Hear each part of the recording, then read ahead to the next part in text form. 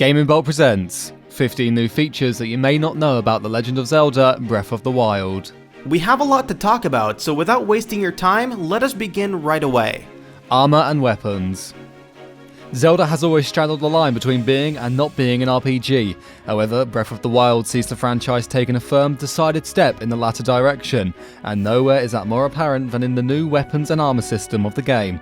Rather than just being given a sword at the beginning of the game and then being stuck with that weapon, as has been tradition for this series for as long as anyone can remember, the game now offers the player the chance to choose from all kinds of weapons. Spears, axes, clubs, swords, and what have you, littered all throughout the world for you to acquire. And each weapon has its own perks and downsides. A spear is fast and has more reach, an axe is slow but powerful, clubs are big and slow but you can light them on fire to deal with more damage to enemies when you hit them. Durability. Weapons in Breath of the Wild can now accumulate damage over time, so you will have to keep an eye on that. Weapons in Breath of the Wild will degrade fast, and it will be advisable for players to stock up on them. The durability of a weapon is determined by a stat system, so if you keep hitting a low-ranked axe against a boulder, for example, don't expect it to last very long. Gathering resources. Breath of the Wild takes a step away from another long-running series tradition in that hearts will no longer be available in the world. This means that if you want to restore health, you're going to have to collect resources and eat food. Eating cooked food will increase your health by a bigger margin than eating uncooked food. And similarly, eating food cooked over a pot is a lot more effective than food that has been cooked over a campfire. Survival elements. One of the major factors that will affect your traversal through Hyrule in Breath of the Wild will be the different kinds of climates in different areas. Link can no longer go into an area that is too hot or too cold or he will take damage, and the only way you can avoid this is to adapt to the temperatures. One way to do this is to get better clothes. Alternatively, you can build a fire to stay warm or use a torch, or even cook various things such as different potions that grant different kinds of resistant buffs. And you actually need to build the fire now, as in gather wood, chop it up, and then use a flint to light it. Tagging enemies, marking the map. This is a small detail, but one that is significantly new to the Zelda franchise. You can now tag enemies so that you're always aware of their position. Given the new complexity and layered approach of the combat and the fact that certain enemy types can be harder to beat than others, this feature will definitely come in handy. Also, the large map of Breath of the Wild will not be littered with markers like so many open world games are. You mark the map yourself with different kinds of markers available to you. Improved stamina bar.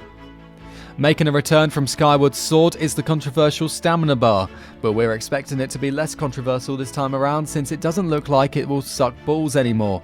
Link will now be able to jump, yes, no more auto jump, run, swim, yes, no more prerequisite items, and more, all thanks to the stamina bar. What's more, it won't run out in 3 seconds like it did in Skyward Sword. Over 100 bonus mini-dungeons. The world of Breath of the Wild is going to be massive, so obviously fans can expect it to be home to much more than just towns and main dungeons. Hyrule in the newest Zelda game will also have over 100 shrines scattered throughout the map, all of which will involve players going through some sort of trial of combat or puzzles, rewarding players with treasures or items or skills. Physics. Yes, physics in a Zelda game, and not in a game maker sort of way. Everything in the world of Breath of the Wild, ranging from combat to puzzles to traversal, will be governed by physics. If you roll a large boulder down a hill, it can crush any enemies in its path. If you see a path of dry grass, you can burn it and let the wind spread the flames. You can chop trees to create makeshift bridges to cross chasms, but make sure you don't upset their balance or they might roll off into the abyss and take you with them. Enhanced combat. Remember that really cool moment from Zelda's 2014 E3 trailer where Link jumps off his horse and shoots at the giant guardian in an extremely cool, slick, slow-motion bullet time sequence? You can do exactly that in the Breath of the Wild itself thanks to new enhanced combat. Everything from horseback combat, making a return from Twilight Princess, to more elaborate combos aided by multiple weapon types, to bullet time strikes, to dodges and parries and counterattacks allow for a far more engaging combat experience in Breath of the Wild than in any Zelda game ever before. Enhanced stealth. Stealth is going to play a much larger role in Breath of the Wild than Zelda fans are used to, and it's going to be backed by mechanics dedicated solely to stealth-based gameplay. For example, enemies will now react to sound. Enemies have alert statuses, which will be indicated by icons similar to what Metal Gear fans might be familiar with. They can investigate sound, which you can keep track of with the sound meter. You can even sneak up on enemies and go in for a stealth kill. Dynamic weather. Seems like dynamic weather is all the rage these days.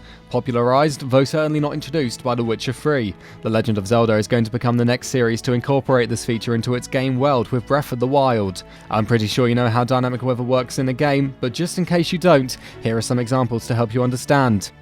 As already mentioned before, you can use wind to spread a fire, or conversely, fires can be doused during rainfall or storms. Another example, if there is a thunderstorm, metal can be struck by lightning. Stasis.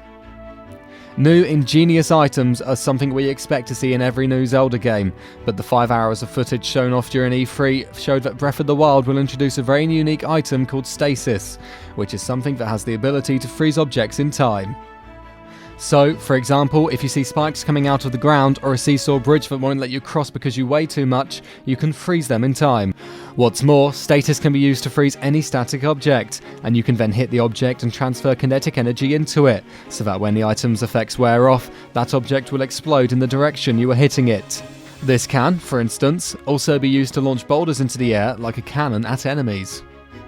Enhanced horse riding. Horse riding is back in Breath of the Wild after its omission in Skyward Sword was dearly missed. Thankfully, it looks like Nintendo have built up the feature even more in the intervening 10 years. In Breath of the Wild, you can ride any horse you find in the wild, meaning that you are no longer restricted to just riding Epona. Also, when you do ride horses, you can be relatively hands-off. Emergent gameplay. Previous Zelda games have always had the illusion of openness to them, but Breath of the Wild is the first game in the series to truly realise this, and I don't mean that in the sense of the new game being open world either. The new physics engine, which I've already talked about, as well as the game's non-linear approach to progression, lead to some truly interesting possibilities for emergent gameplay. In Breath of the Wild, for the first time in Zelda history, the player will get to craft their own legend within the larger adventure that this tale speaks of. Passive storytelling. But Breath of the Wild has a story of its own to tell too. Unlike previous games where story progression has been linear and delivered by cutscenes and exposition, this game will make storytelling a part of its fibre of gameplay. The world of Breath of the Wild, rather than its cinematics, will tell the story. And that wraps it up.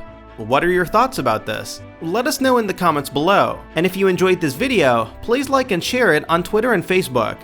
And why not consider subscribing? We upload some really cool videos almost every day. Thank you for watching this video, and happy gaming!